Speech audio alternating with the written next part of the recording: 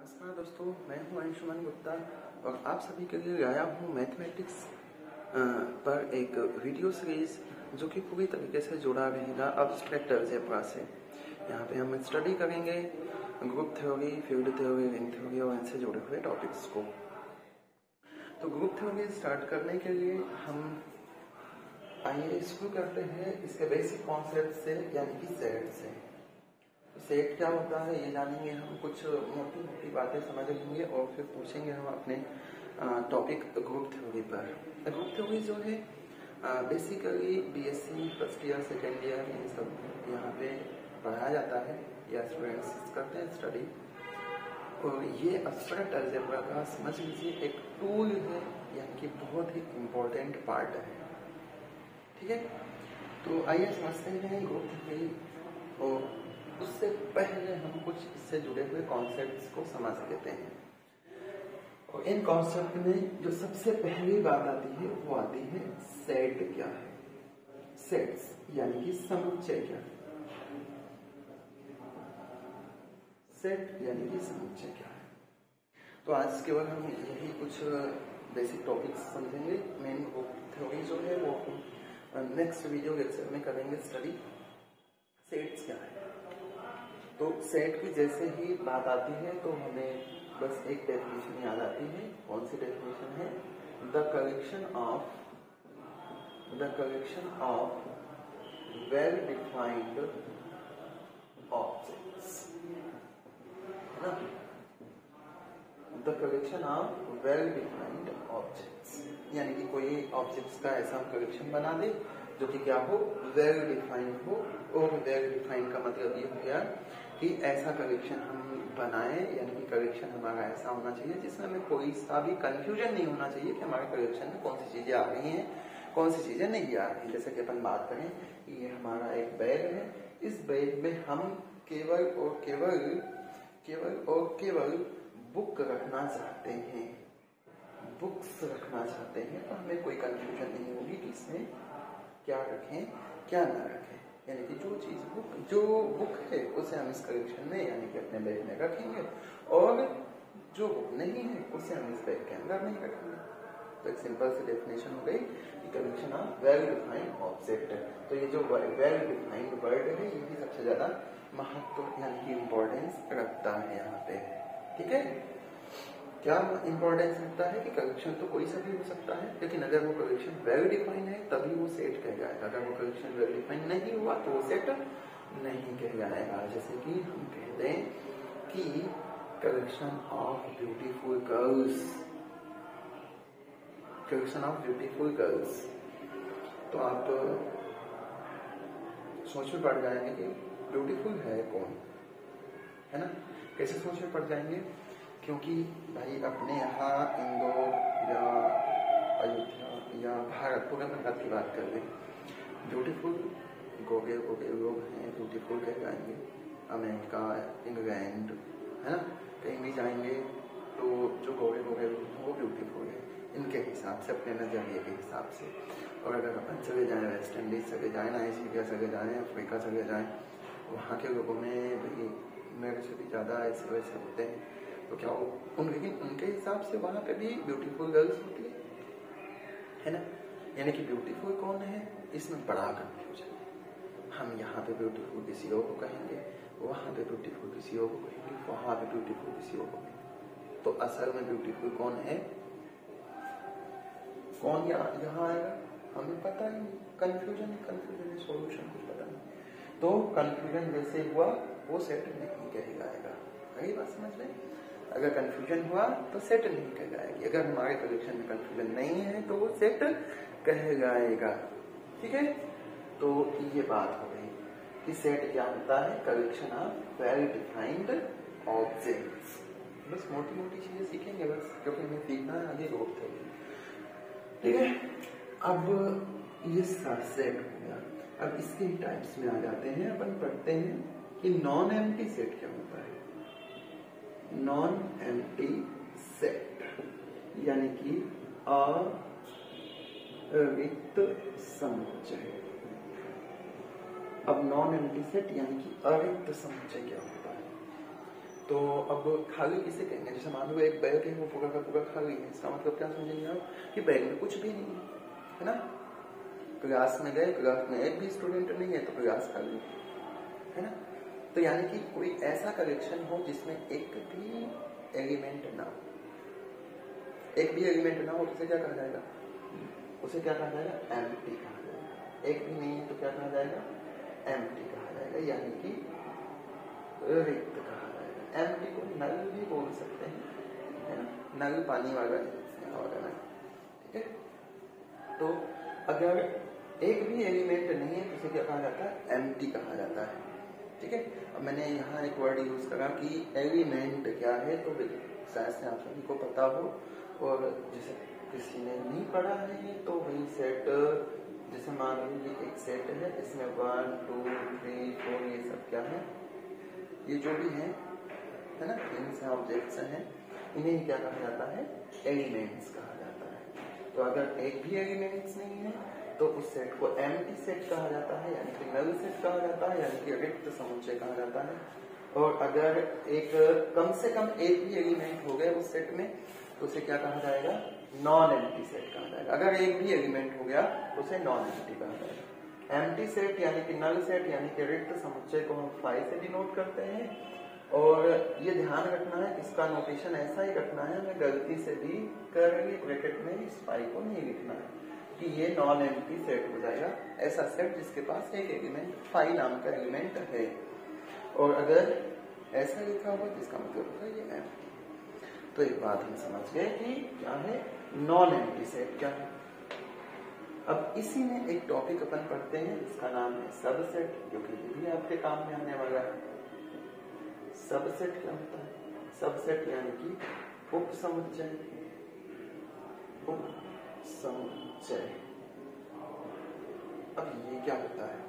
जैसे मान लो हमारे पास कोई सेट है जिसमें 1 2 3 4 5 6 7 8 9 10 इतने सारे एलिमेंट, और इस सेट को अपन कह देते हैं ये कैपिटल ए। अब एक दूसरा सेट हम बनाते हैं और इसमें जो है हम एलिमेंट रखते हैं 1 3 5 7, और इसका नाम भी अपन रख देते हैं बी। अब देखते हैं कि बी के कौन कौन से एलिमेंट ए में है। 1 है, 3 है, 5 है, 7 है, 9 है। बी के सारे एलिमेंट कहाँ है? ए में है। बी के अगर सारे के सारे एलिमेंट ए में है तो हम कहते हैं बी इज सबसेट ऑफ, ठीक है।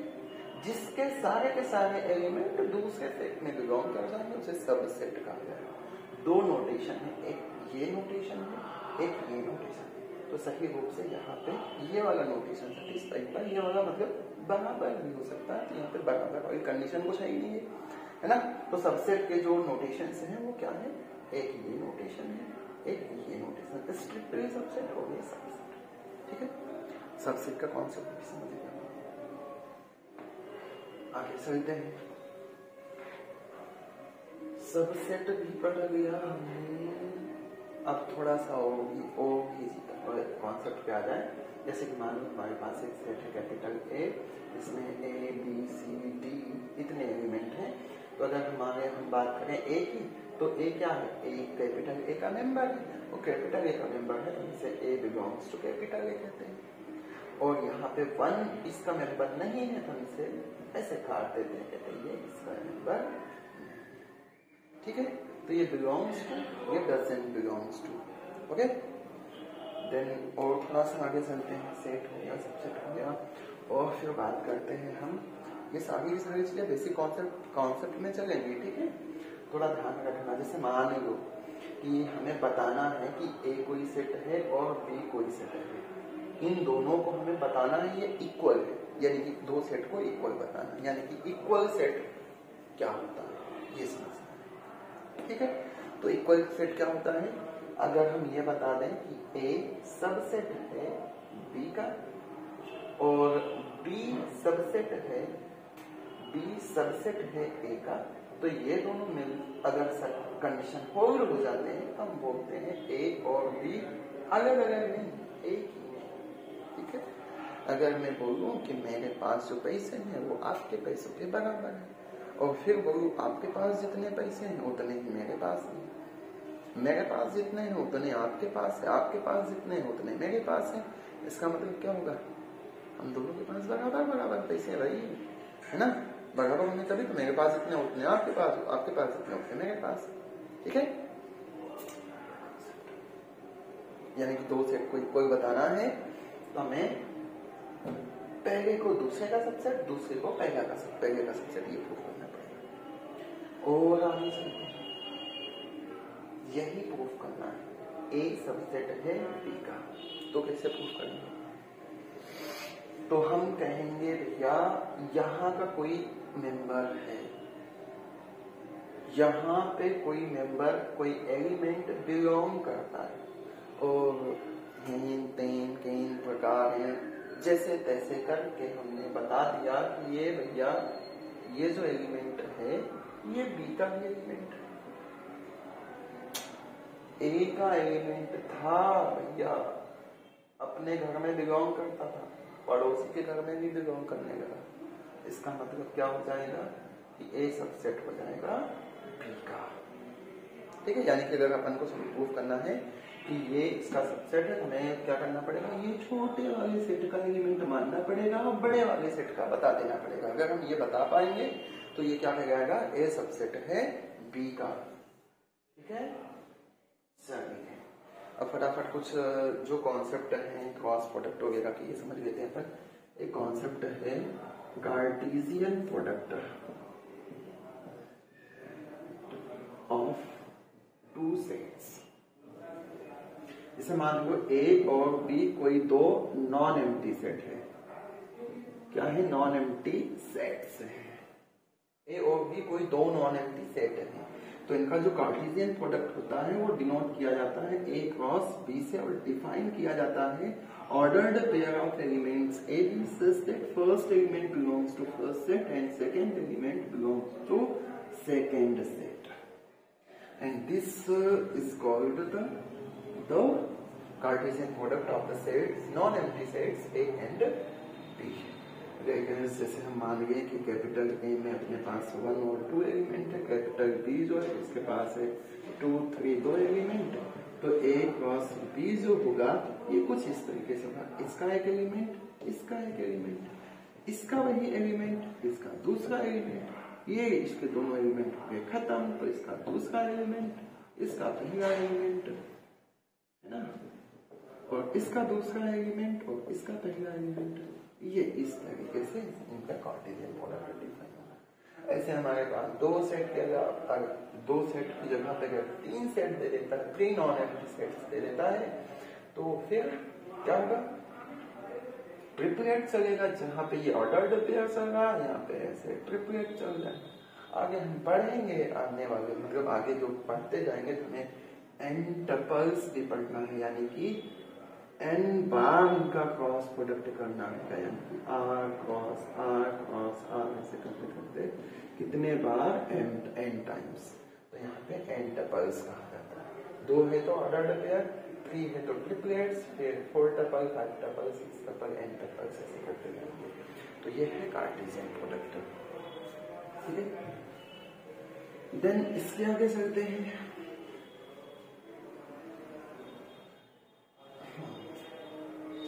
मान लो आपके पास 2 नॉन एम्प्टी सेट है ए और बी, ये क्या है?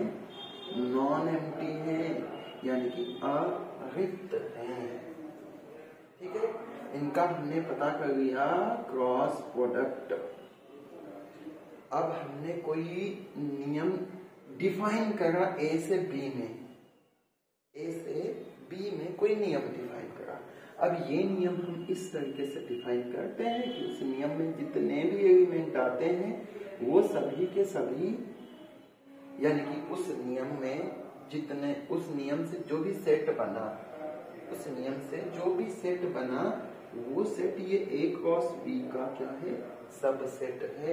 यानी कि इसके पास जो भी एलिमेंट आ रहे हैं, मान लो इसके पास आया x, y, इस टाइप के एलिमेंट्स हैं, इसमें कोई सा रोल यहाँ पे डिफाइन करा हमने, वो छुपा हुआ बताऊंगा सेक्रेट है, ठीक है।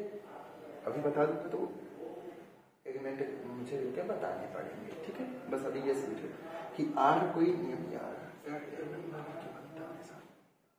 ऐसा ऐसा एलिमेंट है, इसके पास आर क्या है, आर के पास भी ऑर्डर्ड पेयर है, और अभी हमने पढ़ा क्रॉस प्रोडक्ट के पास भी ऑर्डर्ड पेयर है। इसके पास कुछ कुछ एलिमेंट, जो भी एलिमेंट है वो एलिमेंट, जितने भी इसमें एलिमेंट आर में है वो सभी के सभी ए क्रॉस बी में भी है। अगर ऐसा हो जाता है कि आर के सारे एलिमेंट ए क्रॉस बी में आ जाते हैं तो इसी आर को कहा जाता है, ये एक रिलेशन है।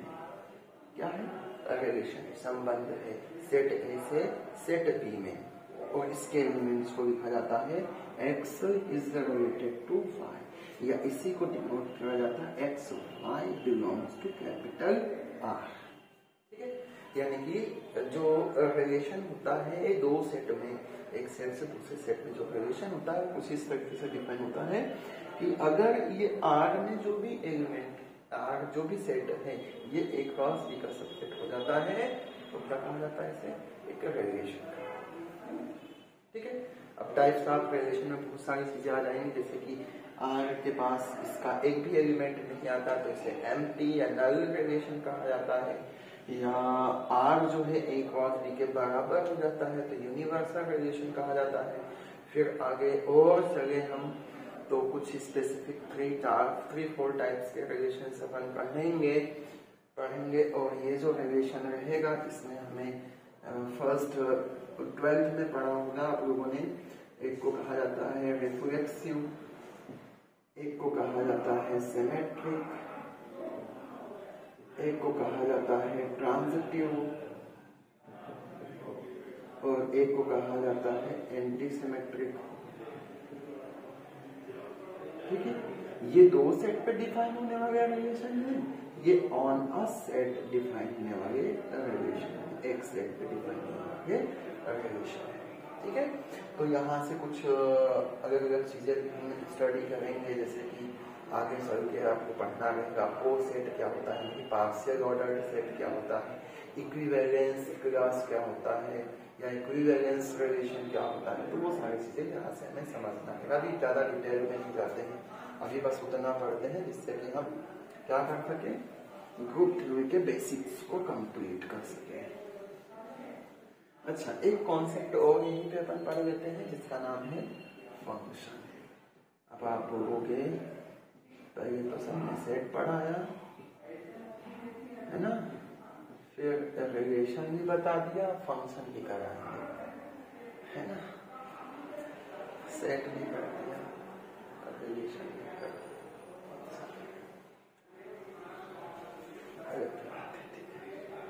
फंक्शन यानी कि फलन। अब ये टॉपिक भी आप 12th में पढ़ के आएंगे, 11th में भी शायद पढ़ो या 12th में पढ़ो। तो फलन क्या है भैया, वही है जो फंक्शन होता है, वही फंक्शन है। ये लड़की वालों का घर है, ये लड़के वालों का घर है, यहाँ पे भी कुछ कुछ मेंबर्स हैं भाई, यहाँ पे भी कुछ कुछ मेंबर्स हैं, है ना। ये क्या है, लड़की वाले, ये क्या है, लड़के वाले, ठीक है, लड़की यानी कि भाई, ठीक है, हिंदी में ठीक है। अब कोई ऐसा रूल डिफाइन कर दिया जाए इधर से,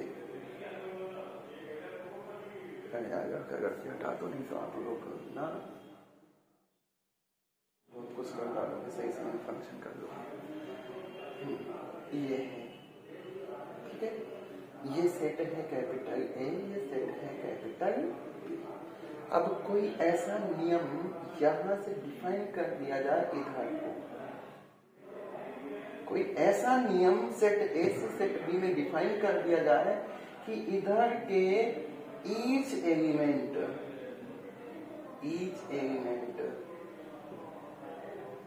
इधर के किसी न किसी यूनिक एलिमेंट से,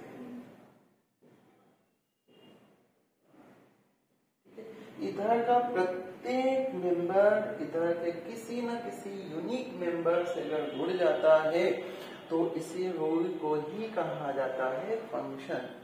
ठीक है, एक ऐसा रिलेशन सेट ए से सेट बी में ऐसा रिलेशन जो सेट ए के प्रत्येक मेंबर ईच मेंबर को इधर के किसी न किसी यूनिक एलिमेंट से जोड़ता है, तो इसे ही क्या कहा जाता है? इसे ये जो रूल डिफाइन कर रहे हैं ये क्या है? ये है रूल। इसे रूल को ही कहा जाता है ये फंक्शन है। इधर का ईच एलिमेंट यानी कि इधर एक भी एलिमेंट खाली नहीं जाएगा, वो इधर से जुड़ा ही रहेगा।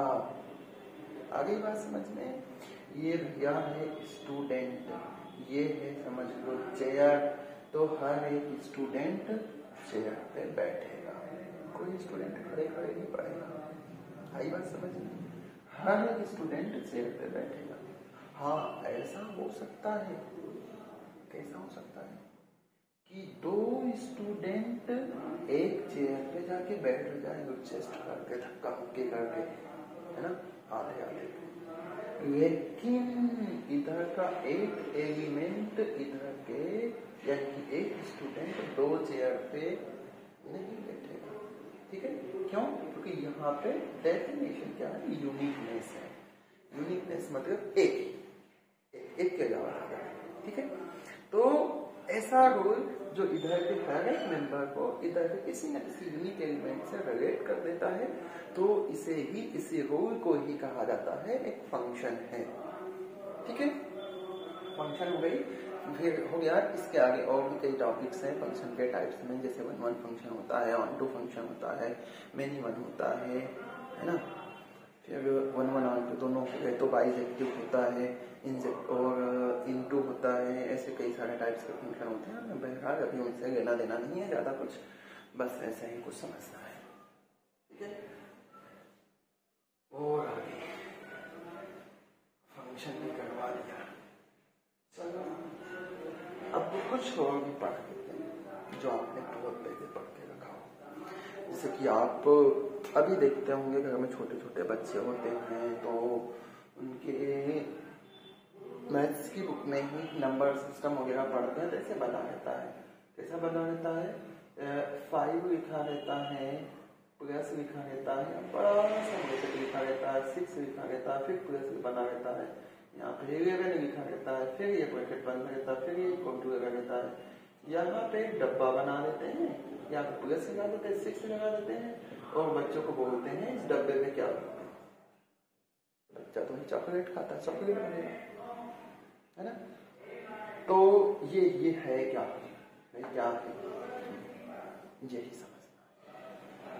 ठीक है, इसके पहले एक और चीज बताऊं तुम्हें, पहले एक बता देता हूं। अब इस डब्बे में क्या है, इस डब्बे में क्या है, तो अब आपको तो बहुत आराम से समझ में आएगा कि भैया यहाँ पे 5 आएगा। ठीक है, 5 आएगा। अब कैसे आएगा? क्योंकि आपके साथ पहले से पढ़ रखा है ना, तो वही चीज हमें यहाँ पे फिर से आके स्टडी करना है। इसी चीज को डब्बे भरना है, लेकिन डब्बे नहीं भरना है, यहाँ पे थोड़ा और भी काम करना है, बड़ी क्लास में आ गया। ठीक है, तो यहाँ पे क्या ये इसी को यहाँ पे बदल दिया जाएगा, कहा जाएगा ये 5 नहीं, ये A है, और ये ब्रैकेट में B + C लिखा हुआ है, और इसी को हम ऐसे लिख सकते हैं, यानी कि जो पहले हम सोचते थे यार ये फालतू में ब्रैकेट क्या करना पड़ता है हमें, ये चीजें हमें नहीं करना है, ये ऐसा लिख दो। और अब ये ब्रैकेट का इंपॉर्टेंस आप समझेंगे। ये इस तरीके से अगर हम ब्रैकेट को शिफ्ट कर पाते हैं तो हम कहते हैं ये जो है एसोसिएटिव लॉ, यानी कि साहचर्य नियम। ठीक है, आई बात समझ में? क्या है? ये जो डब्बा भरते थे पहले या छोटे छोटे बच्चे भरते हैं, वो क्या है? एसोसिएटिव लॉ है, साहचर्य नियम। फिर इससे पहले एक और नियम आता है जिसे कहा जाता है क्लोजर लॉ। क्या कहा जाता है? क्लोजर लॉ, यानी कि संवरक नियम। अब क्लोजर लॉ क्या होता है? अगर हम मान के चलो नंबर नेचुरल नंबर यानी कि प्राकृतिक संख्याओं में से कोई से भी दो संख्या लेंगे, उनको प्लस करेंगे तो जो नया नंबर आएगा वो भी नेचुरल नंबर ही आएगा। यानी कि अगर हम दो नेचुरल नंबर को प्लस करते हैं तो आने वाला जो नंबर होता है वो भी एक नेचुरल नंबर होता है।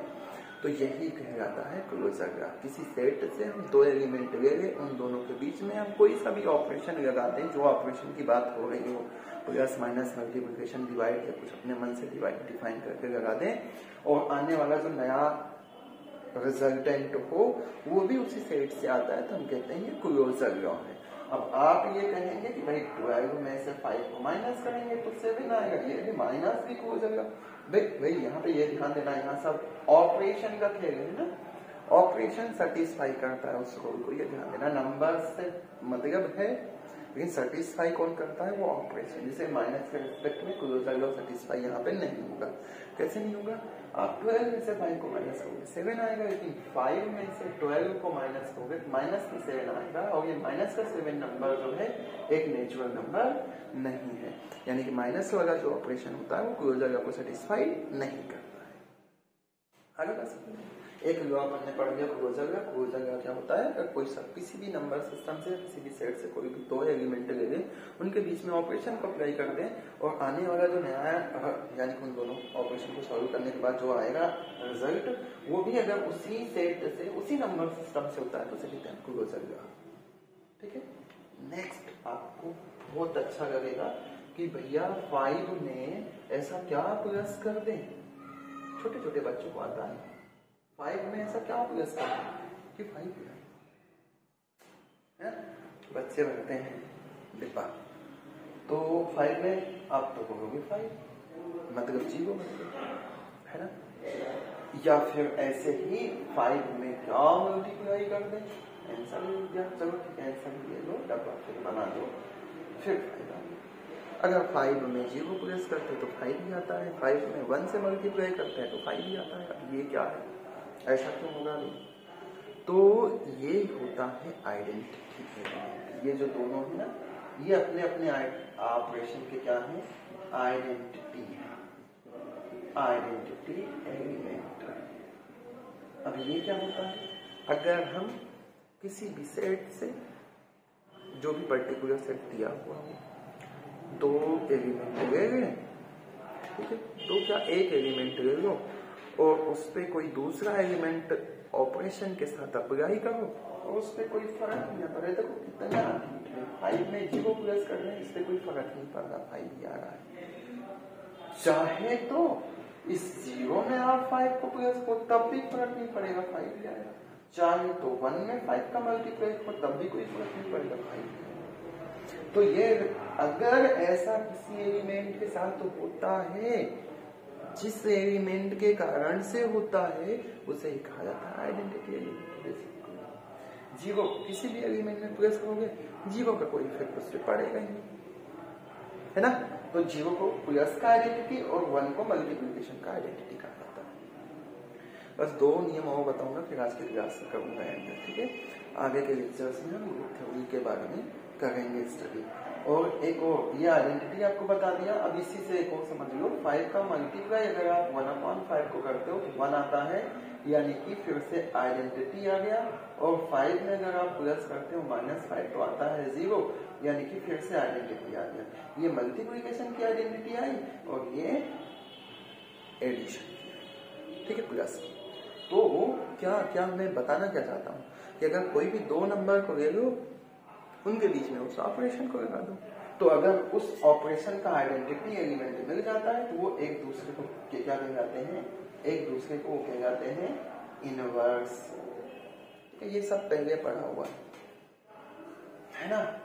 एक और, अगर आप 5 में 6 को प्लस करो या 6 में 5 को प्लस करो तो आएगा आपके पास क्या है, 11 ही आएगा। ऐसे ही आप 5 का 6 से मल्टीप्लाई करो या 6 का 5 से मल्टीप्लाई करो, आपके पास इधर से पकड़ो कान, उधर से पकड़ो कान, बात देखिए कान में पकड़ा जाएगा। तो अगर ऐसा हो पाता है, यानी कि इधर उधर का सब कुछ चल जाता है, तो उसे कहा जाता है कम्यूटेटिव या कम्यूटेटिव। तो ये सारी जो प्रॉपर्टीज हैं, ये सब अब यहाँ पे हमें मतलब पढ़ना ही रहेगा, इनके बिना काम चलने वाला नहीं है, ठीक है। तो ये थे कुछ बेसिक कॉन्सेप्ट्स जो जुड़े हुए हैं आपके ग्रुप थ्योरी से। ग्रुप थ्योरी पढ़ने के लिए ये थोड़ा जरूरी टॉपिक्स है, और इसके आगे जो ग्रुप थ्योरी में रहेगा, ग्रुप थ्योरी के डेफिनेशंस वगैरह अगले लेक्चर में करेंगे स्टडी हम। आपको फिर से बता देता हूँ कि अब आज से शुरू हो गई है ग्रुप थ्योरी की सीरीज, जिसमें हम group theory, ring theory, field theory, ideals, ये सारे टॉपिक्स को कवर करेंगे और कोशिश करेंगे कि एडवांस कैलकुलस भी स्टार्ट कर पाऊँ। प्रयास यही रहेगा मेरा कि सारे लेक्चर्स आपको अवेलेबल करा पाऊँ, डेली एक लेक्चर जो है अपलोड कर पाऊँ, अगर हालात ठीक रहे तो, ताकि आपकी ऑनलाइन स्टडीज कंटिन्यू रहे, आपका कोई भी नुकसान ना रहे, ठीक है।